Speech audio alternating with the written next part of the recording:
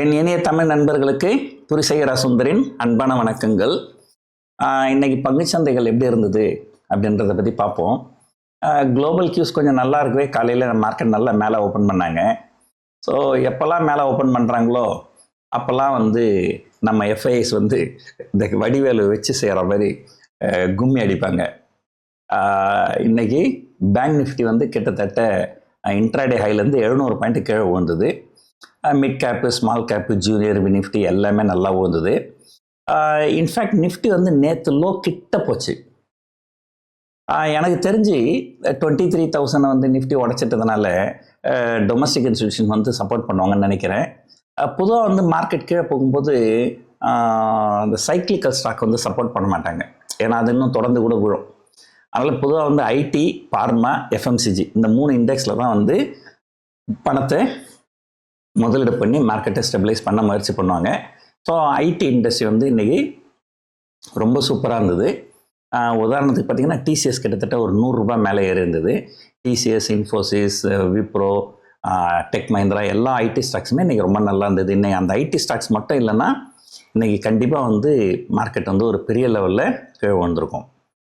இன்றைக்கி காலையில் கூட ஐடி ஸ்டாக்ஸ் மட்டும்தான் நல்லா இருந்தது. நீங்கள் இன்னொரு பக்கம் பார்த்தீங்கன்னா bank Nifty, like bank Nifty அது எவ்ரிடே ஒரு 1000 பாயிண்ட் மேலேயோ 1000 பாயிண்ட் கீழோ மேலேயும் கீழே போயின்னு ஒரு பெரிய ஒரு சினிமா பாட்டு ஒன்று வரும், பங்கு சந்தையை போல் என்னை ஏற்றி இறக்குறேன்ட்டு.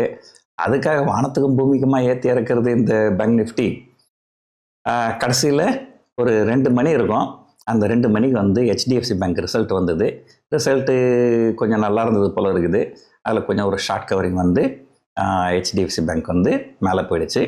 அதனால் இன்றைக்கி சென்டிமெண்ட்டு கொஞ்சம் டேர்ன் அரவுண்ட் ஆகி மார்க்கெட் மேலே போயிருக்கு. ஆனால் நம்ம பிரச்சனையிலேருந்து வெளியே வந்துட்டோமான்னு கேட்டிங்கன்னா கண்டிப்பாக கிடையாது.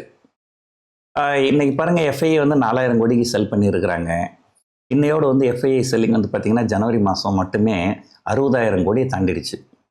ஸோ இது ஒரு மிகப்பெரிய ஃபிகர். இன்னும் இருக்குது, இன்னும் ஒரு வாரம், இன்னும் 6 ட்ரேடிங் செஷன் இருக்குது இந்த மாதத்துக்கு. ஸோ இது ஒன்று. நான் ஏற்கனவே ஒரு க்ரையிங் பேபி சாக்லேட் அந்த கதை உங்களுக்கு சொல்லியிருப்பேன்.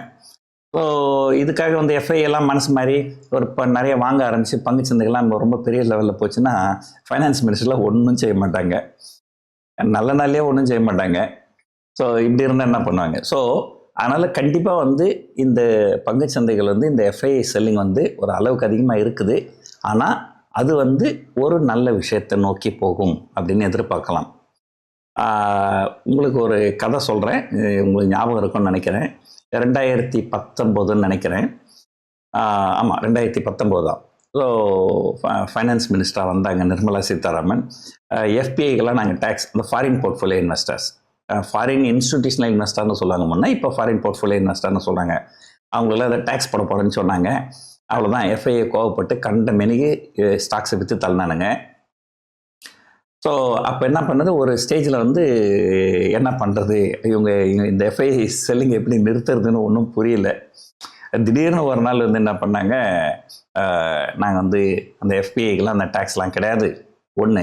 ரெண்டாவது, கார்பரேட் டேக்ஸ் நாங்கள் 30% 22% குறைக்கிறோம் அப்படின்னு சொல்லி விட்டாங்க. அப்போ பார்த்தீங்கன்னா பங்குச்சந்தைகள் ஒரு 2 நாளில் ரொம்ப பெரிய லெவலில் ஏறி போச்சு. அது டெக்னிக்கலாக கூட நான் சொல்லுங்கள், நிர்மலா கேண்டல் அப்படின்னு சொல்லுவாங்க இல்லைங்களா.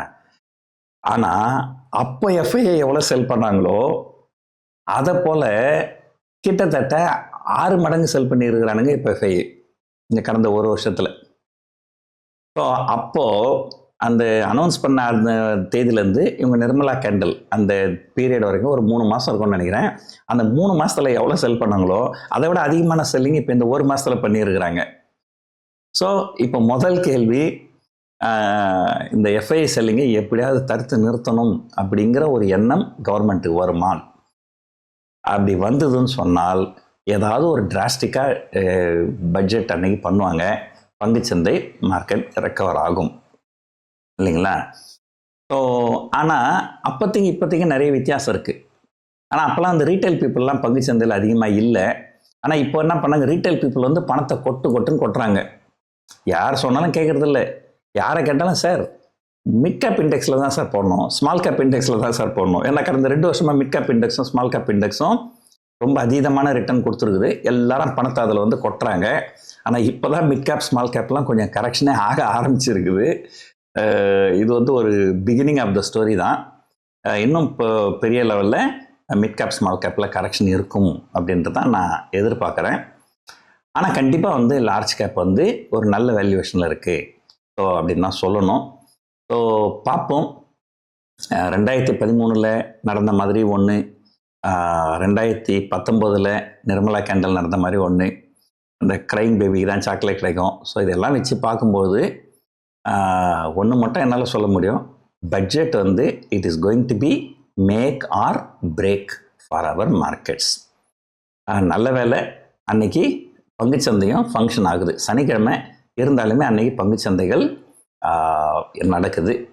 ஸோ இன்னைக்கு புதன்கிழமை, நான் வெள்ளிக்கிழமை இரவு சென்னை வரேன்.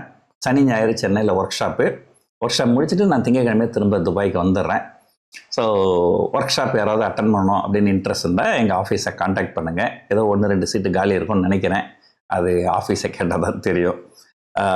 மற்றபடி சென்னையில் ஒர்க் ஷாப் வந்து எப்பவுமே நல்ல ரெஸ்பான்ஸ் தான் கிடைக்கும்.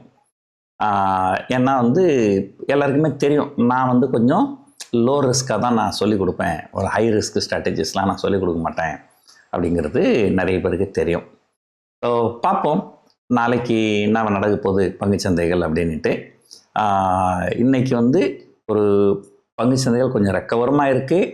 இந்தியா விக்ஸ் அந்த வாலட்டிலிட்டி இண்டெக்ஸ் அதுவும் கொஞ்சம் குறைஞ்சிருக்கு. இது வந்து ஒரு நல்ல சைனு. அட்லீஸ்ட் வந்து 23,000 23,500 தான் ட்ரெண்ட் நடக்கும் அப்படின்னு நான் எதிர்பார்த்தேன். அப்படி தான் நடந்துட்டுருக்குது. ஆனால் ஒரு 2 நாள் 23,000 உடச்சி கீழே போய் பயமுறுத்தி இப்போ கொஞ்சம் மேலே வந்துட்டாங்க. பார்ப்போம் நாளைக்கு பங்குச்சந்தை எப்படி இருக்குதுன்றதை பற்றி நாளைக்கு பேசுவோம். இந்த வீடியோ பார்த்ததுக்கு நன்றி, வணக்கம்.